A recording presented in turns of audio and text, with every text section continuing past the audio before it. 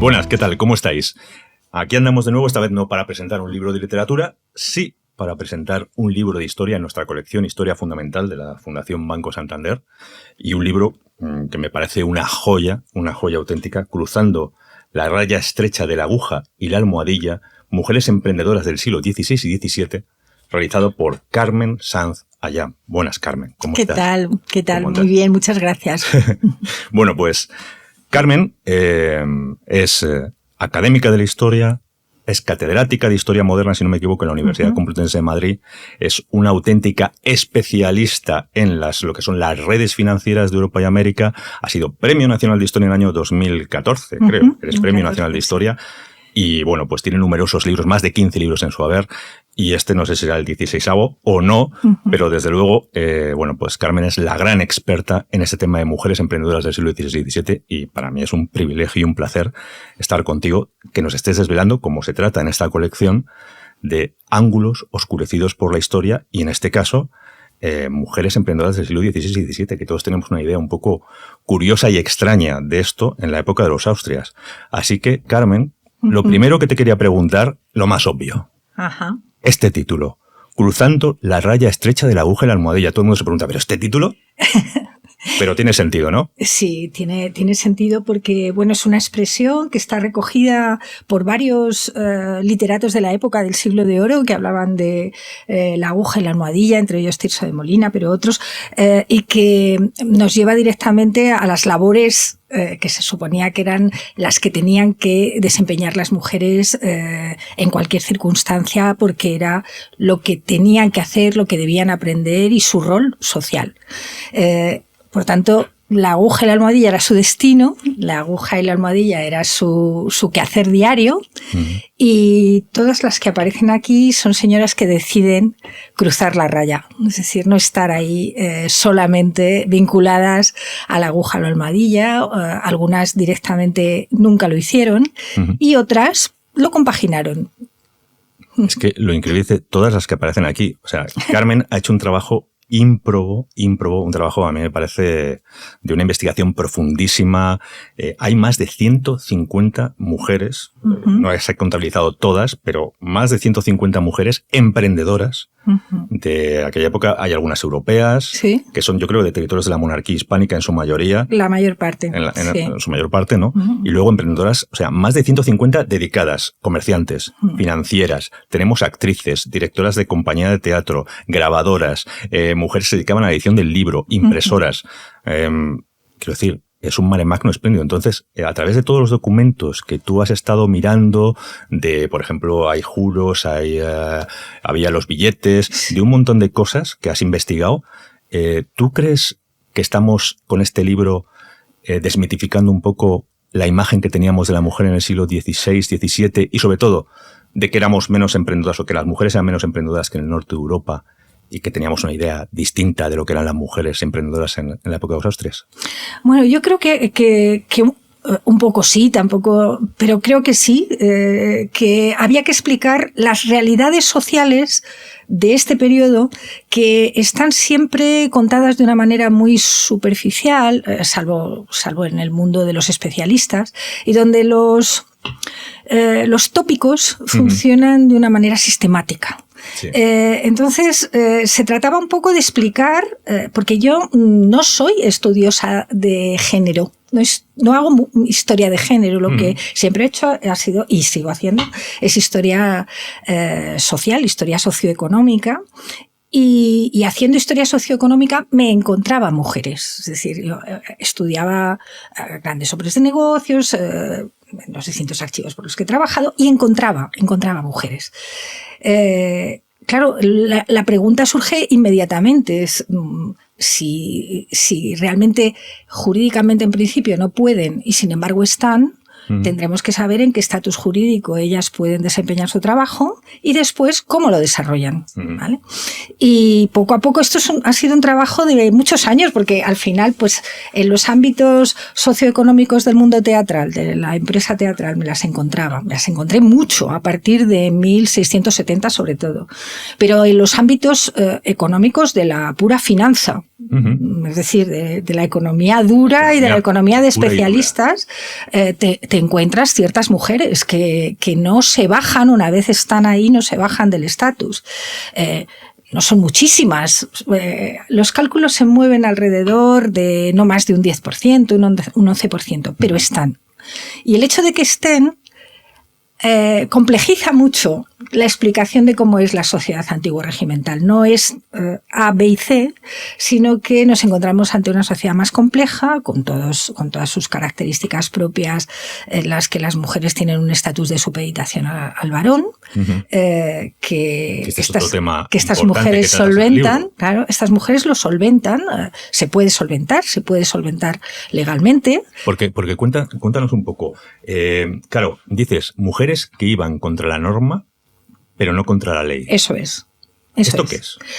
Pues la norma es que las mujeres no tienen un desempeño profesional en cantidad, en número, igual que el de los hombres, ni mucho menos, porque su destino social en esa sociedad antiguo regimental es otro. Pero si están en la situación de dirigir una empresa, ponerla en marcha, entonces hay caminos legales para poder hacerlo sin que la ley vaya contra ti, todo lo contrario. Entonces, claro, existe durante todo este periodo una legislación que lo que hace es proteger a la mujer, considerándola como un menor. Es decir, alguien que está en un nivel de necesidad de protección. Sí, que hablas en las conclusiones. Eso es. ¿No? Pero claro, cuando las mujeres se ponen a dirigir una empresa o a llevarla a cabo, lo que tienen que hacer es renunciar a ese estatus. Renuncian a ese estatus, renuncian ante un escribano público, es decir, lo hacen a través de escritura, y a partir de ese momento ellas pueden desempeñar esos trabajos convirtiéndose legalmente en varones. Es decir, es eso lo que hacen. Renuncian a las leyes que las protegen como mujeres. Ajá. Y de cara a la sociedad se convierten en varones. Es decir, yo prometo, juro, en fin, todas estas cartas de pago que nos hemos encontrado, que no voy a apelar a las leyes que protegen a las mujeres, que son esta, aquella, la otra, y se firman esas cartas, o las cartas de emancipación que les firman los maridos, o los padres, etcétera. O sea, Carmen, que en el fondo eran más libres las mujeres que podían estar emancipadas o que se declaraban emancipadas, y las viudas que las que estaban casadas legalmente con el marido. Totalmente. O sea, libres para poder gestionar su patrimonio, para poder hacer actividades de este tipo. Sí, lo que pasa es que aplicamos este parámetro de libres desde nuestro punto de vista del siglo XXI. Desde nuestro punto de vista, claro. Claro, una señora que vivía en el siglo XVI, dada su educación general y demás, debía pensar que era muchísimo mejor tener un estatus tradicional en el que o estabas casada o como mucho pues estabas en un convento. Es decir, digamos que la más media pensaba eso. Pero para las que no pensaban eso, y se ve en testimonios literarios y en otras cosas, y en los testimonios que nos encontramos en los archivos de protocolos, que hay mujeres que no quieren ese estatus, pues hay una salida jurídica que es esta, que es la de renunciar a las leyes que protegen a las mujeres. Y además se dice literalmente así: renuncia a todas las leyes que protegen a las mujeres, y las empiezan a citar. El Senado Consulto Veleyano, las leyes de Toro, las van contando todas. Hay algún ejemplo que pones en el libro, creo, ¿no?, de alguna de estas mujeres. Sí, claro, sí, yo creo que hay varios, pero uno de ellos, en el encabezamiento de alguno de los capítulos, está María Manzano, la mujer de Juan Limos, que estamos hablando de 1585, donde esta mujer tiene todo el poder de su marido para hacer lo que quiera en la compañía de comediantes que su marido dirige, ¿no? Y el poder es amplísimo y lo tiene y lo ejecuta. Es importante también explicar que cuando estas mujeres ya tienen licencia, cuando consiguen la licencia de su marido, es una licencia que no puede ser revocada. Y esto es interesante porque una vez la tienen, la tienen. O sea, tienen que hacer cargo sí o sí. Claro, ellas una vez tienen la licencia para poder operar, su marido no puede decir y ahora te la quito. Claro. ¿vale? Se la han dado. Y una vez la tienen, ellas pueden operar en el mundo del teatro, en la documentación emanada del mundo profesional de las tablas, se ve claramente que, claro, estas mujeres hacen, deshacen, deciden, sus maridos están muy lejos, ellas están en Madrid, ellos están en Sevilla o en otro sitio. Son como independientes de alguna manera. Operan, sí, pero como ellas necesitan el estatus de estar casadas para poder trabajar, que eso sí es una ley que les obliga, pues siguen, la mayor parte de ellas casadas, y aunque hubo algunos casos de divorcios y etcétera, pero lo normal es que estén casadas. Esto está basado, como dices, un poco en la necesidad, en una necesidad de condescendencia con la mujer, en el fondo, de alguna manera. Sí, de alguna manera. Lo que decías, ¿no? Sí. Que, condescendencia, ¿no? De hay una necesidad, son necesitadas, condescendemos. Esto, sí, ¿no? sí. Lo que pasa es que esto muchas de ellas lo explotan muy bien. Es decir, la apelación a la pobre viuda, que claro, es verdad que muchas eran pobres, es cierto totalmente, otras no. Pero siempre a la hora de pedir ciertos favores, de obtener ciertos monopolios, de hacer ciertas cosas, su carácter de viudas, mujeres que están solas en la vida, que tienen que sostenerse por sí mismas, pues era algo que se ponía sobre la mesa para tenerlo en cuenta y otorgar esos privilegios, ¿no? En muchos casos, ¿no? Claro, lo que pasa es que estamos hablando del antiguo régimen, donde es verdad que las mujeres tenían un riesgo vital enorme, porque el tener hijos era ya en sí mismo un riesgo vital, quedarse embarazadas y después tener a los hijos era un riesgo vital. Cuando ellas enviudaban, si tenían una situación económica suficiente, lo normal, se tendían, a no ser que hubiera una presión familiar grande, en fin, tendían a no volverse a casar. Porque eso les da un estatus de libertad aceptada en la sociedad de la época. Era un estatus de libertad aceptada. Ellas recuperaban su dote, podían gestionarla y podían hacerse cargo de los negocios. Si tenían hijos, pues normalmente hasta que los hijos eran mayores, aunque hay casos de viudas que sus hijos son mayores y ellas siguen operando en las empresas. Y luego están las situaciones de viudas que no tienen hijos, que recuperan su patrimonio y que siguen activas hasta su muerte. Y que siguen activas, sí. De hecho, das muchos casos en el libro. Sí. Pero es más, como había mujeres, por eso, viendo a este lado, por ejemplo, las dotes, has hablado de las dotes. Sí. Las mujeres más difíciles, digamos, de dominar, pues las que tenían más riqueza llegaban a una dote más suculenta y también las más instruidas, ¿no? Hablas, por ejemplo, empiezas a hablar de Teresa de Cartagena, Beatriz Galindo, ya como pioneras del siglo XV, finales del siglo XV, ¿no? Pero luego hay muchas más, ¿no? Luego hay muchas más. Lo que sí es evidente es que la formación, para algunas de estas mujeres, saber leer y escribir no era absolutamente necesario. Hay un apartado que hablas de instrucción. Eso es. Pero estar instruidas, claro, hay niveles que son de élite, ¿no? Beatriz Galindo o Teresa de Cartagena están en un nivel de élite letrada, parten de familias de élites letradas y ellas están formadas de la misma manera. Pero si hablamos del mundo de los comerciantes, de los financieros, pues saber leer, escribir, hacer cuentas básicas, eso ya era suficiente como para hacerte cargo de la empresa familiar. Das un dato, das un montón de datos maravillosos en el libro. O sea, recoges un montón de investigaciones que me parecen muy importantes y que son realmente interesantes, ¿no? Un 57% de las mujeres esposas de comerciantes del siglo XVI sabían firmar y más de la mitad tenían una formación básica, pero esto era suficiente para los billetes, ¿no? Que la utilizaban y cosas de estas. Sí, para los recados, ¿no? Recados. Los recados y firmar. Que hacían y firmar, claro. Firmar en muchas ocasiones solo saben firmar. Por eso explico cómo aprenden a leer, cómo después aprenden a escribir. Es decir, hay un nivel distinto. El de leer es el más fácil, el de escribir es un poco el más difícil y algunas alcanzan todos, otras no. Ese porcentaje pues sale de un estudio que hace una magnífica investigadora sobre protocolos de Valladolid y de otros lugares de esa zona. Los analiza y se encuentra que las mujeres firman en ese porcentaje, ¿vale? En los documentos donde ellas aparecen. En otros se dice no firma porque no sabe. Esto no lo he escrito en el libro, pero en algunas ocasiones el no saber, el apelar a no saber, da una situación, da una imagen de vulnerabilidad mucho más grande y no está tan claro que algunas de estas mujeres no supieran firmar, ¿vale? Pero está claro que ellas son vulnerables.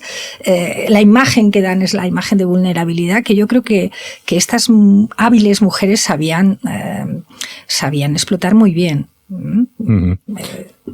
Fíjate, de todas estas mujeres vas por apartados y vas desglosando, empiezas con empresarias, comerciantes, y ahí mencionas, pues, vamos, una pléyade de ellas, como están Sebastiana de Paz, están Catalina Yull, Margarita Bandini, que es una de las precursoras. Bandini, sí. Y luego, por ejemplo, pero sin embargo, dentro de todas estas mujeres, dedicas un capítulo especialmente a Cassandra Grimaldo, una genovesa, una empresaria genovesa. ¿Por qué le dedicas un capítulo a Cassandra Grimaldo? Bueno, porque Cassandra Grimaldo es completamente desconocida, mientras que la manera en la que yo al final dije voy a hacer el libro y lo voy a organizar de esta manera, fue la de...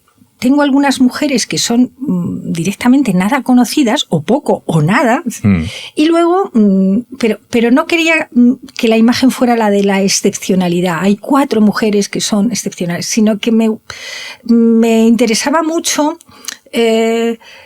describir el ambiente en el que estas mujeres podían desarrollar su actividad y cuáles habían estado antes haciendo algo parecido. Y claro, por supuesto, necesariamente te tienes que apoyar en investigaciones anteriores y en mucha bibliografía y lecturas previas, ¿no? Entonces, hablando de Margarita Domenica Bandini y de otras, que son mujeres sobre todo del siglo XV, donde realmente hay una bibliografía extraordinaria de medievalistas y modernistas de la primera época, donde cada vez están saliendo más, ya te daban un modelo. O sea, tú vas leyendo cómo operan y te da un modelo. Te da un modelo que normalmente son viudas, que normalmente acceden a la dirección de las empresas una vez sus maridos han muerto, que normalmente tienen hijos para los que están trabajando para que luego los hijos hereden. Bueno, el caso de Cassandra es un caso diferente.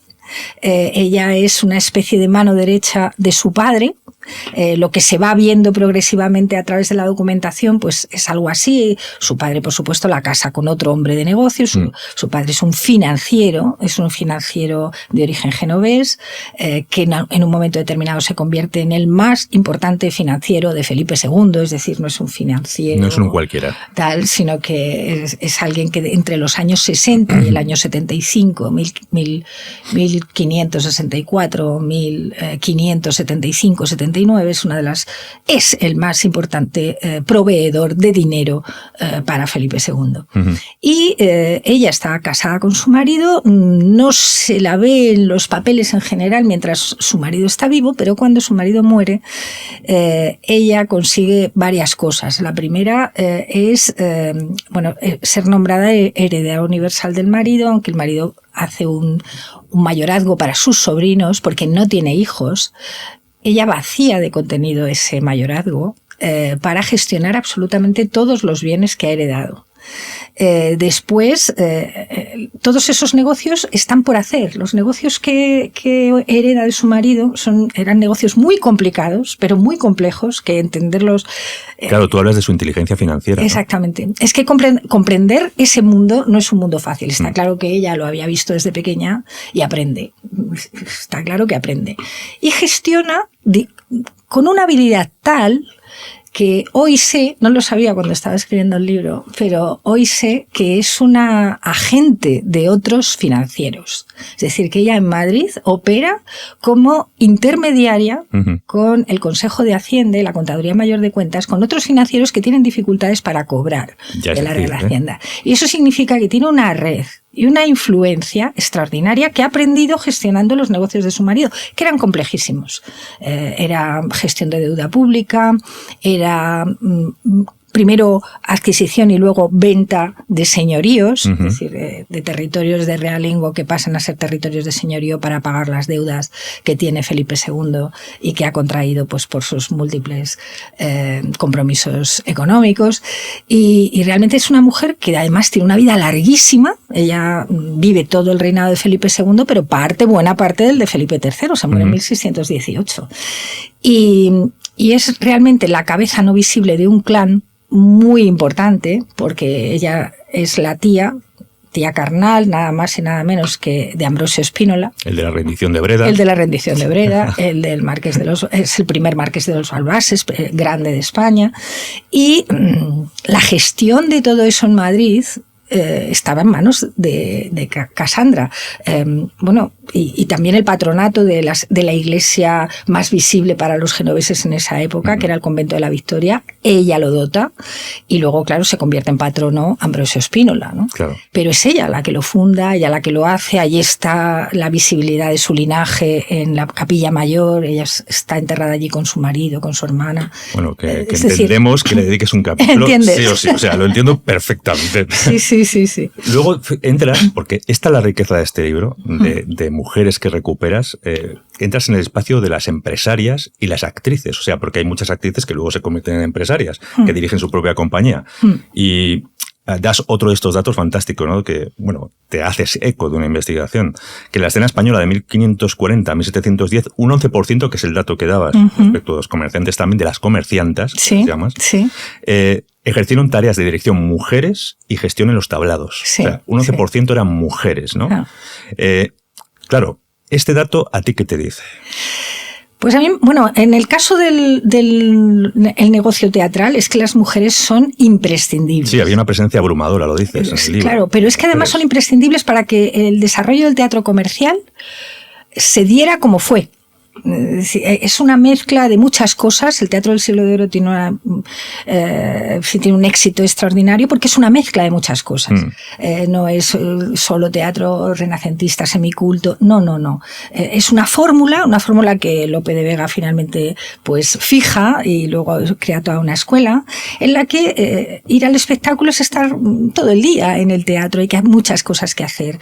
Y entre los espectáculos que se ofrecen está no solo pues ser actor, actriz, sino bailar, cantar, tocar música, y esto progresivamente se convierte en un espacio en el que las mujeres ganan muchísimo terreno. Cuando ese tipo de teatro empieza a tener una importancia capital para las fiestas representativas que se hacen en Palacio, que son muy importantes, para el teatro palaciego que se está desarrollando en toda Europa, no es solamente aquí, y en los virreinatos, que también, estas mujeres se convierten en piezas capitales del espectáculo. Son muy visibles, adquieren fama y de algún modo se pueden convertir en las que sostienen las compañías, porque era en momentos determinados más rentable que una compañía de estas. Dinero. Claro, que una compañía de estas la dirigiera una mujer que la dirigiera un hombre que tenía que buscar a las mujeres para pagarlas. Sí, porque y que había que pagarlas sueldos altos también. Claro. Dependiendo de su fama y de su valor, cobraban muchísimo y además se las trataba bien. Oye, y esto que dices que eran tan visibles, claro, a mí esta parte me llama mucho la atención, ¿no? Sí. Porque eran tan visibles que en el año 1586 de repente hay una ley para, de alguna manera, censurarlas. Censurar la presencia de las mujeres en el teatro en el reinado de Felipe II, ¿no? Sí, que hay mucha gente y de repente ellas hacen como un memorial, 14 mujeres, que me parece, vamos, brutal esto y bueno, se oponen. Y no dura la cosa mucho, ¿no? No dura porque hay una presión social detrás, porque claro, hay que explicar en qué se había convertido el teatro del siglo de oro ya en esa época, en ese primer teatro. Y es que con las limosnas que se pagaban a la entrada del teatro, es decir, siempre se concibió el teatro público, el teatro comercial, que es como a mí me encanta llamarlo, pues ese teatro siempre se concibe como algo que puede estar rozando de algún modo algún problema moral. Y entonces para resolverlo, siempre en las entradas se paga una limosna. Se paga dinero para cubrir los gastos, se paga dinero para cubrir los sueldos de los representantes, pero también se paga una limosna que va destinada a lo que se llamaban los hospitales de las ciudades en donde estaban estos corrales de comedias. Uh-huh. Claro, hospitales eran hospicios, en definitiva eran lugares que lo que hacían era subvenir las necesidades de asistencia social que hay en las ciudades, sobre todo en ciudades con crecimientos poblacionales exponenciales, como es el caso de Madrid cuando se establece la Corte, pero pasa en otros muchos sitios. Y entonces hay muchos lugares dedicados a la asistencia social que viven en todo o en parte de la limosna de los corrales de comedias. Y mantenerlos cerrados era un problema. Era un problema para la asistencia social. Entonces, ¿quiénes son los primeros que piden que se vuelvan a abrir y que se abran como siempre han estado, con mujeres en las tablas, con mujeres que cantan, que bailan, etcétera? Pues los propios hospitales y detrás de ellos los ayuntamientos. Entonces hay instituciones oficiales que piden que eso deje de existir, que se vuelvan a abrir los corrales. ¿Es acusaban de deshonestidad? Claro, sí. Bueno, la deshonestidad tenía que ver con bailes insinuantes, con, pues eso, si bailas mucho en el escenario, pues sudas y la camisa que llevaban se podía pegar al cuerpo. Ponerse ropa de hombre. Eso era muy controvertido porque ellas llevaban calzas y por tanto se les dibujaban las piernas hasta la altura del muslo, la podían ver. Es decir, todo eso es lo que desde un punto de vista moral se ataca una y otra vez. Hay unas controversias importantísimas por parte del mundo de la teología, por parte de jesuitas, pero no solo. El padre Mariana era uno de los... El padre Mariana, claro, jesuita, que bueno, hace un texto completo muy muy duro contra el teatro comercial, contra el teatro del siglo de oro, pero luego está esta contrapartida que es, bueno, explicar que realmente no son tan deshonestos, vamos a prohibir todo aquello que parezca deshonesto, vamos a obligar a que las damas que se exhiben en los tablados estén siempre casadas si son adultas, y esa obligación impera a partir de los 15 años, es decir, que mientras eras una niña podías subir al escenario. Las hijas de los comediantes lo hacen, y está comprobado que hay comediantes de fama que escriben papeles para niños y niñas porque tenían niños actores que podían dar la talla en los tablados, pero a partir de los 15 años había que casarlas, tenían que estar casadas para llevar una vida honesta, y eso era lo que se empiezan a cumplir todos esos preceptos legales.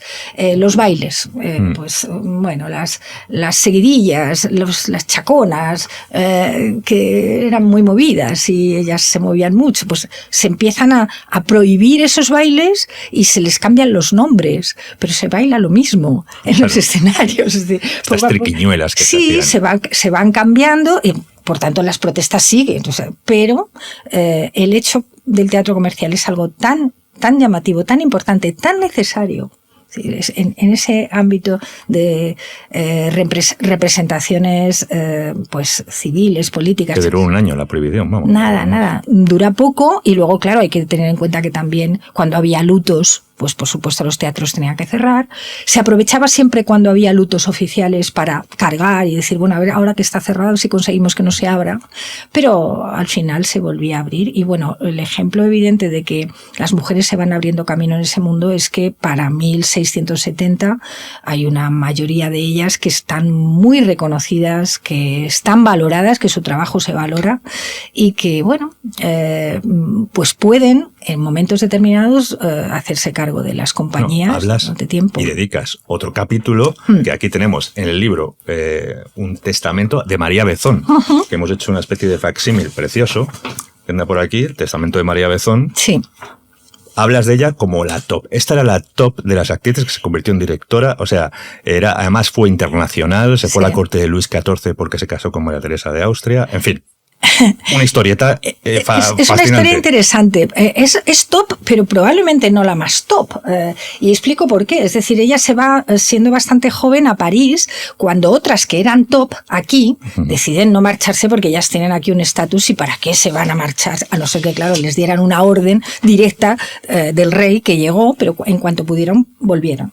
Pero ella se hace un nombre en París. Yo creo que se adapta muy bien. Por lo menos debió aprender francés para desempeñar sus labores en la escena, porque hay testimonios de cómo ella canta en francés, hay impresos donde se ve que es ella la que canta, pone María Besson y la letra es una letra en francés, por tanto aprendió el idioma, fue valorada. Los actores españoles en Francia se valoraban sobre todo porque sabían bailar muy bien, porque sabían, todos estos bailes los controlaban, los bailes palaciegos que tienen mucho éxito, chaconas, por ejemplo, pues ellos eran los primeros, y ella pasa allí varios años formando parte de una compañía, siguiendo un poco la costumbre que hay en Francia, la compañía de la reina. Es decir, si el rey tiene una compañía de teatro, pues la reina, María Teresa, tiene que tener una. Y María Teresa lo que hace es conservar a los actores que vinieron a la corte para su boda, ¿no? Se celebran las bodas, algunos marchan a Madrid y otros marchan, pero para organizar una compañía que se quede en París durante varios años. Y eso es lo que hace María Besson. Y claro, cuando vuelve, pues explota desde un punto de vista del marketing más moderno que podríamos decir hoy, explota que ha estado allí, que ha tenido mucho éxito, que es una mujer valorada y claro, su caché empieza a subir entero. La explotan tanto, Carmen, que Carlos II de la corte no la quieren dejar salir de España. No, esto lo llamaban los embargos. ¿Embargos? Embargos, sí. Y además es que las embargaban, pero no es que solo embargaran sus personas, embargaban sus bienes. Es decir, vamos a embargarlas para que no se muevan de donde están, porque las necesitamos para las obras que se van a representar en Palacio. Porque ellas se querían ir, porque ganaban dinero fuera. Es decir, y Palacio, bueno, daba fama, pero pagaba poquito y tarde.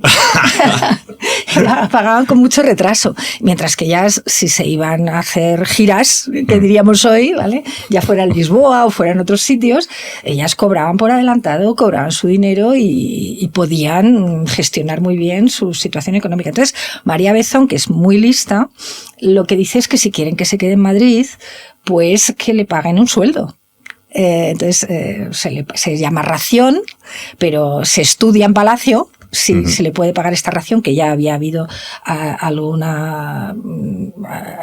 precedente anterior, y ella lo pide, inmediatamente se lo dan. Durante 4 años que sepamos, porque claro, esto hay que ver, pero durante 4 años le están pagando esta ración y así ella puede quedarse en Madrid para hacer todo lo que le pida la corte, para representar todas las obras que quiera representar, que eran obras muy complejas, eran pues eso, óperas españolas con partes cantadas muy largas, donde había que ser muy buena actriz y muy buena cantante, y luego entender que como eran muchas de ellas obras mitológicas, pues los dioses siempre eran mujeres, fueran hombres, o sea, fuera, por ejemplo, Marte o fuera Venus, ¿no? Fuera Marte o Venus, Marte era una mujer cantando. Venus también, pero Marte también. Y esto era muy claro, era para explicar, para que al espectador le quedara muy claro que se estaba hablando del mundo de los dioses y del mundo terrenal. Entonces, en el mundo de los dioses, esas voces que son muy magníficas, exacto, pues son siempre de mujeres, ¿no? Pues a quienes quieran bucear en María Besson, aquí tenemos el testamento. Si compran el libro, tienen el testamento y pueden cotillar en un testamento que da para mucho, ¿no? Sí, sí. Y luego vamos a otra parte, que es la última que tienes en el libro, que la dedicas a la industria del libro, ¿no? A lo que son impresoras, grabadoras. Eso es. Y otro dato fantástico que recoges de Alejandro Ulloa, que hace la investigación y tal, que es que de 1500 a 1700, solo un 2%, un 2,7% de los libros publicados en España e Iberoamérica tenían el nombre de una mujer detrás. Eso es. O iban sin nombre o viuda de, lo cual aumentaría el tanto por ciento un montón, ¿no? Eso es. Sí. Lo que pasa es que, ¿por qué también las mujeres? Bueno, porque aún con esto se las ve. Es decir, hay una documentación evidente, impresa, que permite verlas en los libros. Y entonces, de ese modo, pues puedes percibir que están implicadas en el mundo empresarial y que lo hacen de una manera continuada. Volvemos otra vez a lo mismo, es decir, algunas solamente en los periodos de ínterin mientras que su marido muere y su hijo se hace mayor, otras no. Y luego situaciones llamativas en las que cuando ellas toman las riendas de la empresa, mejoran la empresa, ¿no? Consiguen situaciones de monopolio para pues imprimir determinados documentos que son necesarios para la administración. Eso les da pues les da oxígeno económico, es decir, capacidad para poder mantener la empresa mucho mejor que algunos varones, ¿no? Entonces, al ser tan visibles, me parecía que era una parte que también teníamos que llamar la atención, y luego, bueno, hay algunas que llevan en su haber cosas tan importantes como pues haber hecho el primer libro con ilustraciones del Quijote en España, siendo ellas las libreras, ¿no? Las que esa es María de Armenteros, que le dedicas un capítulo a ella, sí, y a María del Rivero, creo. Sí, y a María del Rivero. Pero María Armenteros es el primer Quijote ilustrado. Ilustrado en España. Se había hecho uno en Países Bajos, sí, pero el de España es completamente distinto. Es muy llamativo porque mientras que, digamos que... A ver si se puede ver bien mientras tú sigues hablando. Sí, el que se hace en Países Bajos es un tipo de imagen muy dulcificada, no sé si muy cortesana. Aquí hay una ilustración estos son del viñetas. De María Armenteros. Estos son viñetas. Es maravillosa. Decir, eso es. Se dan situaciones en las que el Quijote aparece, son viñetas de acción. Y está ilustrado con viñetas de acción, ¿no? Y bueno, ¿cómo llegamos a esto? Bueno, quien paga, quien probablemente con toda probabilidad paga esta edición, es un hombre de negocios. Yo al final... por eso digo, topo con ellas, pero topo con ellas porque estoy trabajando en otro mundo y de repente topo con ellas. En este caso es un Grillo que luego se convierte en un hombre de negocios, que se convierte después en grande de España, en los años 80 y tantos del siglo XVII, pues por mor precisamente de la capacidad económica que tiene a la hora de financiar al rey, ¿no? Y para visibilizar lo importantísimo que es... con toda probabilidad pagó esta edición porque está dedicada a él. ¿Por qué digo? Porque la dedicatoria es una dedicatoria que está pensada para explicar de qué linaje viene genovés, lo importante que es, qué familia tan importante que viene desde desde las épocas más ancestrales de la Génova, de la Génova clásica. Hay mucho invento en toda esa descripción ideal de la genealogía de Grillo, pero lo cierto es que ha quedado inmortalizado para siempre, pues vinculado a la edición de este libro, junto con María de Armenteros, ¿no? Fíjate, sí. Porque no podemos estar tampoco eternamente, porque hay tantas cosas que tocar en el libro, pero sí quiero un par de cosas o tres más. Por ejemplo, María de Rivero, que es otra mujer que tocas. María de Rivero se casa con Bernardo de Sierra, que es un mercader de libros, pero a la vez se convierte en un autor bestseller de la época con una cosa que se llama un devocionario. Un devocionario. O sea, de oraciones, para que se llama Ramilletes. Ramillete. Pero es increíble porque cuentas cómo este libro se convierte, a pesar de la Inquisición, que lo censura de alguna manera, gracias a María Rivero, que la llamas como una gran resiliente, se convierte, o sea, llega hasta una pulpería en Zacatecas. Eso es. O sea, ¿qué es esto? Bueno, es una industria. ¿Qué es esto? Esto es una industria.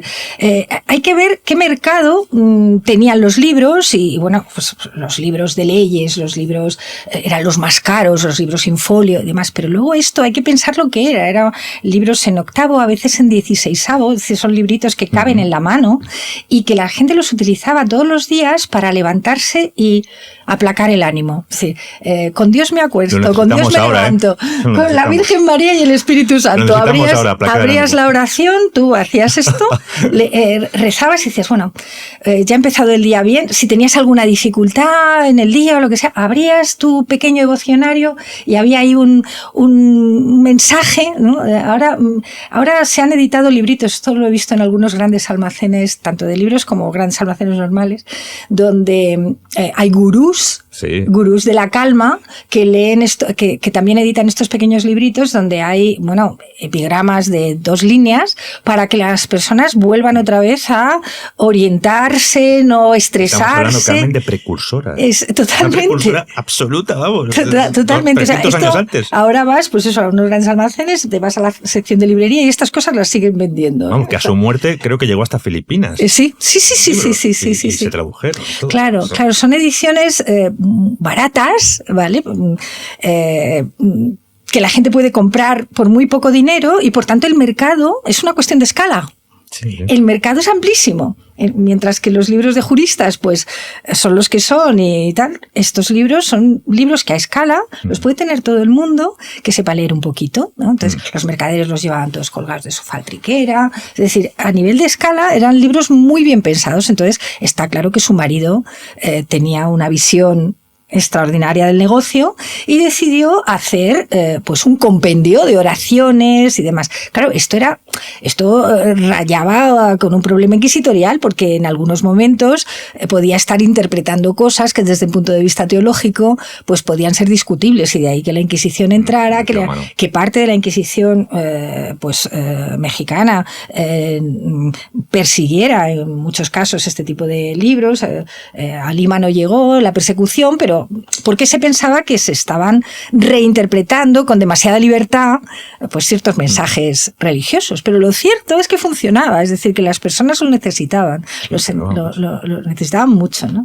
Entonces, claro, seguir con ese negocio pues es tener también visión, es tener la misma visión o continuar con la misma visión que tuvo el marido. Mujeres, ¿no?, muy adelantadas a su época. Sí, podemos concluir que por supervivencia, es decir, bueno, lo hicieron por gusto, no, probablemente por supervivencia, pero sobrevivir en estos mundos en los que parecía que ellas no podían existir, pues yo creo que vale la pena contarlo. O sea, bueno, vale la pena contarlo. O sea, además, fíjate, luego 2 cositas más. En el arte del grabado también sacas una parte que hay de grabado, y aquí hay 2 maravillosas. María Eugenia de Ver, que por cierto sacamos en el libro. María Eugenia de Ver es otra persona, una grabadora espléndida, que sacamos en el libro el cuaderno de aves para el príncipe Baltasar Carlos, que era el hijo de Felipe IV, y fíjate qué preciosidad que hacía María Eugenia de Ver, ¿no? Sí, bueno, es que estas mujeres, todas las que son artistas, yo solamente he puesto las que podían estar vinculadas en algún momento con el mundo del libro, y corté la parte en la que son realmente pintoras, artistas, escultoras, que... Porque si no hubiéramos ido a 3 tomos. Claro, y además realmente no es una especialidad que yo haya tocado, mientras que el mundo del libro sí podía moverme bien en la bibliografía. Esto es algo que de verdad tiene que hacer, y lo hacen las especialistas en arte, ¿no? Pero estas mujeres aprenden en los talleres del padre o del marido. Si ellas están en los talleres del padre o del marido, y ya aprenden y asumen muchísimos trabajos subsidiarios dentro del taller. Esto de que no hacían. Afortunadamente se están haciendo tesis doctorales de investigadoras jóvenes muy buenas que están estudiando esto, ¿no? Ellas están dentro del taller, pero no están para llevar la merienda. Están aprendiendo a hacer lo que hacen y asumen muchos trabajos subsidiarios. Y cuando hay momentos en los que una despunta, que esto puede ser, es decir, que se te puede dar hacer el aguafuerte mejor que a tu hermano en un momento determinado, pues le ponen a hacer y permiten que firme, ¿vale? El que ya lo ha hecho, y algunas se emancipan, ¿vale? Es lo que le pasa a De Ver, que sin embargo tiene sus frenos, ¿no? Maricruz de Carlos, que está estudiando muy bien a esta mujer, de la que todavía sabemos muy poco, o sea, porque muchas de ellas dices, bueno, ¿qué tenemos? Pues los vestigios de lo que han hecho. Un libro entero de cada una, porque tienen unas vidas que a mí me parecen... Eso es. Pues hay que seguir investigando sobre ellas, porque lo que tenemos son los vestigios de lo que hicieron, pero los testimonios de vida nos cuesta mucho encontrarlos, ¿no? Sabemos que estarán en protocolos, pero a veces se han perdido, a veces no dejaron huella, ¿qué sabemos, no? Ella parece ser que este libro lo intenta hacer para tener una posición en Palacio como profesora o maestra de Baltasar Carlos de dibujo. Es decir, bueno, yo sé hacer esto, yo puedo. Y lo que parece es que no lo logró. Maricruz de Carlos lo está estudiando. Pero nos dejó estos bonitos Pero dejó esos bonitos dibujos, exacto. Y dime. Por último, hay una, a mí no sé, me entusiasma la obra y la vida de María Sibila Merian. Es la única, así que no es la española y iberoamericana, que es una precursora de la entomología, o sea, del arte de los insectos, sí. que se va al Surinam con 50 años, después de llevar una vida en una beca, pietista, con una beca que le da el ayuntamiento. Con una beca que le da el ayuntamiento, se va a Surinam a estudiar las metamorfosis de los insectos tropicales, pero bueno, o sea, esta mujer, y además con 50 años, y sus hijos, o sea, qué mujer. Bueno, pues es una mujer que efectivamente en un momento determinado se emancipa, porque había estado casada, había aprendido todo lo que sabe hacer, lo aprende con su marido, con su padre, en fin, es este mundo. Esto es la cosa de familia, un asunto de la cosa nostra, la familia. No, mafia. Es que es el lugar donde ellas pueden acceder al saber. La casa es el lugar donde de una forma más fácil puedes acceder a, si tienes capacidades, a saber. Y entonces es a eso a lo que ellas acceden. Y a partir de ahí, la verdad es que era una maestra moviéndose socialmente para conseguir estos apoyos, porque ven de la necesidad de hacer esto y de que es importante ir allí y estar. Y entonces, y luego vuelve, pero claro, tiene una vida muy, también, una vida personal apasionante. Vamos. Total. También su vida personal es una vida de aventura. Totalmente. Cuentas con los un poco maridos. En el libro. Exacto. Quiera saber más, que lo mire compre el libro, hombre, que lo compre y lo mire. Sí. Y por último, para cerrar un poco, haciendo este libro, ¿con qué te quedas? ¿Cuál es la sensación que te ha quedado?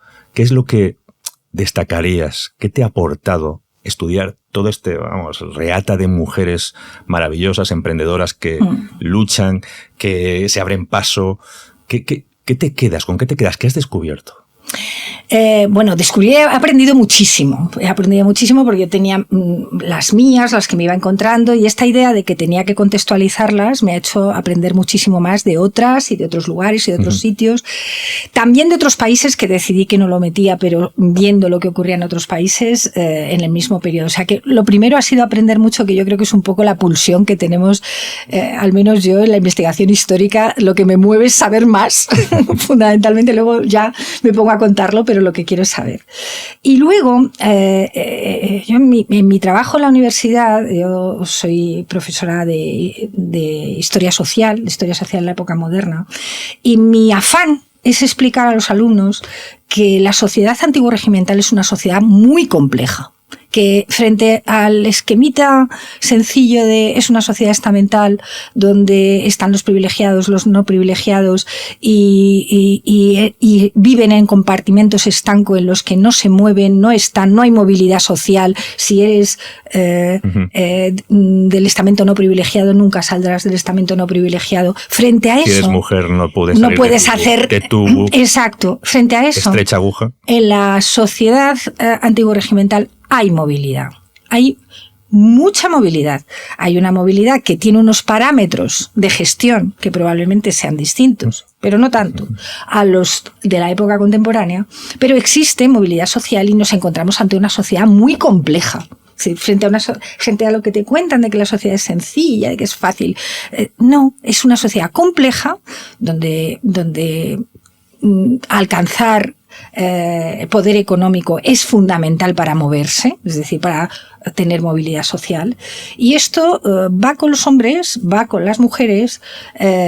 Las mujeres están mucho menos visibilizadas, se ha estudiado mucho más a los hombres. Esto de, bueno, vamos a abrir los rincones oscuros, es que no están investigados. Es decir, investigar la actividad financiera o económica de mujeres, pues ahora lo estamos empezando a hacer, pero realmente hace 20 años era una entelequia, porque lo primero que te decían era es imposible.